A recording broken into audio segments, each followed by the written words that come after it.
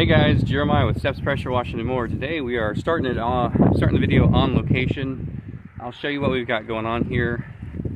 I was out in this neighborhood about a month or a month and a half ago. I actually drove by on my way to a different one down the road, and I saw all these white houses, and it's a whole neighborhood of white houses. So I left a sign out front. The sign is still at the front of the subdivision. Looks like it's gotten blown over by a little bit of wind, but I'll straighten it up before I leave today. This is the north side of the home. It's got the most buildup. It's a relatively newer home. It's still got these little things here from the vinyl. I believe that's just leftover installation.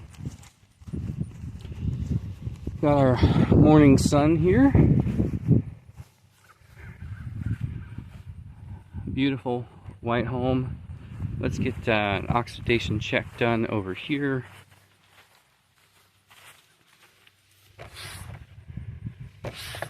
Slight oxidation, but nothing crazy. Let's check this side as well. Yeah, again, more slight oxidation, nothing crazy. They are doing active construction out here in this area, so I'm really hoping no leakers, because they're going to show on this. And we also have about a 15-mile-an-hour wind. That's going to make things a little bit more interesting, but not undoable. I'm going to go ahead and just plan on using my 12-inch extension so that we're able to reach everything we need to. We got a little bit here over the garage. There's really the front of the house and the right side of the home that's getting the most buildup. As you can see up here on these shakes, there's a good bit up there too. So cleaned up, make it white again. Get started. I do want to note, I don't know if this is going to show up with that sun directly on that window, but there is a ton of water spotting up there. So I'm assuming that this is going to be hard water, but we'll see what happens. Maybe that's just from rain on this sunny side. Right along on this one, we are still fighting the wind, but mostly on the sides of the house, and right now we've got a little bit of a wind break here with the garage in front of us.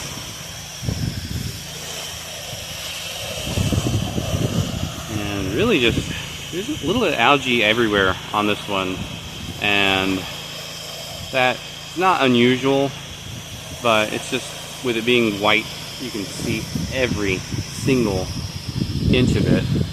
So, you know, we're getting up here, getting out of that wind break a little bit. I think we are supposed to be getting some temperatures down in the low 40s tonight, so this is just cold air blowing in, and we're gonna maybe have our first frost, but by the time we get started tomorrow morning, we should probably be about 50, maybe a little over 50 degrees.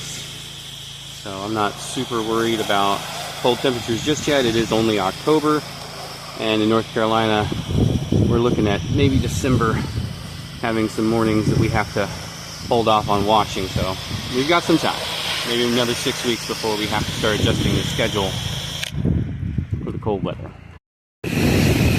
After washing the first two sides twice, I ended up running out of water. I had enough, really I had enough in the buffer to wash the house, but doing two sides twice is about the same as washing all four. So I had to wait on a little bit of water today. We don't have a great flow. I would actually love to crank up my 4 gallon a minute machine, which is what my plan was when I ran out of water the second time. And I said, oh, I'll just crank up my 4 gallon a minute. But then I remembered it's crazy windy here. So I need the distance of the 8 gallon a minute in order to reach these crazy, not crazy high, but for the 4 gallon a minute on a 15-mile-an-hour wind, it's not going to be great. So we're going to make this work with the 8, which is fine. Just means I needed to wait a little bit on water. I just reached out to the next client, let them know that we are running a little behind schedule, but should still be there during our arrival window. Now, I probably didn't have to text them, but again, I'm waiting on water, so might as well do my best to communicate while I have time to do so, because no matter how much I want to, I'm not getting more water just by wanting to. So I probably could dual feed. I really probably could. Probably should have used that time to unwind my second hose, but it's just not ideal when trying to pack up and leave. But I'm thinking about getting another set of hose reels since we've got Ben coming along with us. But it's hard to justify the expense when I am already paying Ben. But you know, if you're in business, it takes money to make money, and I don't really want to pay him or myself a ton of money to just stand around rolling up hoses by hand. And that was something that we upgraded pretty early on because the hose reel makes all the difference. So I might just buy a cheap one just to get us through the fall, and then I can reevaluate closer to spring whether or not I'm going to have a second person rolling with me. Ah, this wind sucks. Really just trying to get this solution on the house. I'm going to use two hands because this is just a little bit ridiculous. Almost done on this one. All I have left is the garage on the front, so I'm assuming another 15 minutes with wrapping up. This came out beautifully. Beautiful bright white house. Unfortunately, there's no trees in either direction, or in any direction, so we got non-stop wind. But it came out really nice. The areas that have dried, I can tell really no leaker issues. I had to hit this with a few unusual angles just because of the wind, so that plays a part in leakers as well, getting in behind those seams. But it looks like we are going to be okay. Nothing too crazy. So she cleaned up nice. Just waiting on just a little bit more water to do that garage, and we'll roll up. Finally getting started here on house number 2. Got the doors taped up, the door locks taped up. Got the little outlet here that is exposed, covered. There's quite a bit of growth on this one, and again, it's a white home, so you're going to see everything. Come around here. This is the north side of the home, and this is, it's got a ton of snail marks on it, and it has just been quite some time since it was cleaned. Back here in this little alcove, the sun does not shine, so all this is just caked with that algae. So it is going to need a little bit of dwell time, but it's going to come right off with the 1% SH mixture. We do have a low water flow on this one as well, and I went ahead and had lunch while I waited for the buffer to fill up a little bit. So we've got 100 gallons in the buffer, and that should last us a good while, and we can get this thing taken care of. Alright, so just to show how bad the water pressure is here, I've washed from this corner up here all the way back around here, and now come back through, and I'm almost rinsed. I've got to rinse the garage doors in area, but I have exhausted my entire 100-gallon buffer that I saved up while I ate my lunch. So once I get this little area down here rinsed, I'm going to be switching over to the 4-gallon a minute because it needs less water. Sure, it takes a little more time, but I will be able to continually work and just kind of sipping on the water rather than guzzling it. So that is going to be my fix. This is like the highest point here. So once I'm done with this side, I can switch to the 4 gallon a minute and reach everything just fine. Hate to do it, but you know, that's why we got the 4 gallon a minute. It's a different machine for different purposes.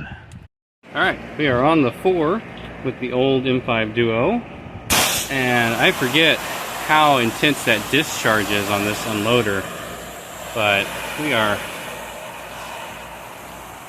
cooking with gas. The 7-to-1, so it's a 2.1 injector, and it's the same 2.1 injector that I would use on the 8 gallon a minute. But on the 4 gallons per minute, I'm pulling at a 7-to-1 ratio instead of a 10-to-1 ratio, which gives me a much, oh, yep, wasp nest. All right, we're gonna go ahead and clean a different area real quick. All right, we have returned. That wasp nest actually ran me off. Not often can I say that, because I generally do pretty well, but they came at me pretty straight away. They knew exactly where the threat was coming from and came right for me. So we are back to washing, and really glad I'm wearing long sleeve shirts today, because that's what they went for. They went for my arms. But again, with the 7-to-1 injector, we are pulling a bit of a stronger mix, and this house needs a bit of a stronger mix. I mean, it doesn't need it. I could always give it more dwell time. I could always let it, you know, do 2 passes, and that would be fine. But it would go much faster, and it is going much faster using this stronger mix. We're probably closer to about a 1.4 to a 1.5 using this injector on this smaller machine. And again, we're only pulling 4 gallons a minute out of our buffer tank instead of 8. So I'm able to get a little bit farther with a little less water. And that's what we need today. I need to be able to use less water. And again, this is all one story, so no big deal as far as this. And we are now over here with all of the snail marks, and man, that is a heck of a blast. We do have a, I believe it is a 3000 psi rating on our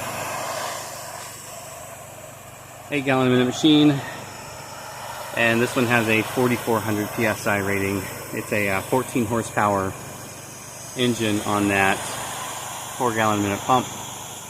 So we've got a good bit of power on there with that 14 horsepower Kohler. And, you know, I mean, this is what I used to do. This was my bread and butter. This was my first 4 years, a little over 4 years, we used this 4 gallon a minute machine. So, taking a step down just for this house, not a big deal. I know that it can do the job. It's just going to do it a little slower. But maybe, because we never have to stop and wait for 5-10 minutes, wait for the buffer to fill up, feel like we may be able to actually save time using the smaller machine. I have put a lot of thought lately into, you know, what's next for equipment. With our goal of bringing on employees, we are looking at possibly doing a truck build relatively soon, possibly towards the middle or end of next year. By soon, I'm not talking like tomorrow, but with that truck build, we want to be able to train employees and be able to let them loose. And I don't know about an 8 gallon a minute on a truck build. I know for a fact that I don't need a 275 gallon buffer tank. And I mean, on jobs like this, it's great to be able to have the extra room, but we don't need it. You know, on our average job, we don't need 275 gallons worth of capacity. So I'm thinking about dropping it down to a 100-gallon tank eventually, and just going from there. But I don't know, maybe we'll do a 5.5 instead of an 8 on the truck build, just for the reduced capacity and reduced need. Alright, over rinsing the north side, as you can tell, all those snail marks came off. Using the 4 gallon a minute, the XJET rinse is so much better than the M5 downstream. I've actually often compared the 8 gallon a minute M5 downstream to the 4 gallon a minute XJET as far as just overall power and volume. This is just the M5 downstream on the 4 gallon a minute is just a bit more gentle than what I would like, so we're going to be using the XJET. Alright, there she is, all clean and bright white. Around here to this side.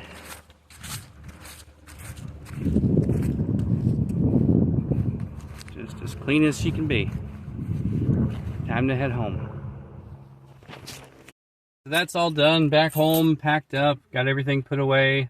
It really was not a bad day. It was a beautiful fall day out here, and the only issue, we were chasing water, had some wind, and it's just that time of year. I mean, honestly, we're going to have wind, we're going to be chasing water sometimes, not necessarily because of the time of year, but we just hit 2 houses today with low water flow, and I didn't have anything in the tank when I got out to the first house, and that really was a bummer.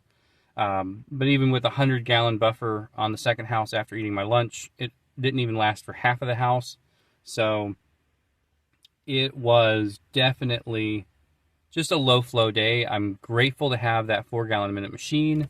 Definitely, you know, it's worth its weight in gold at this point. The amount of work I have done with that, and it is still running, and it is still a usable, viable option if I need to pressure wash something at 4 gallons a minute. That's it. That's my go-to. So I would definitely recommend. I mean, if any of you guys are out there trying to get your start and you are looking to do something on a budget, that little, I think it was a Pressure Pro Dirt Laser, 4 gallon a minute with a 14 horsepower Kohler on it.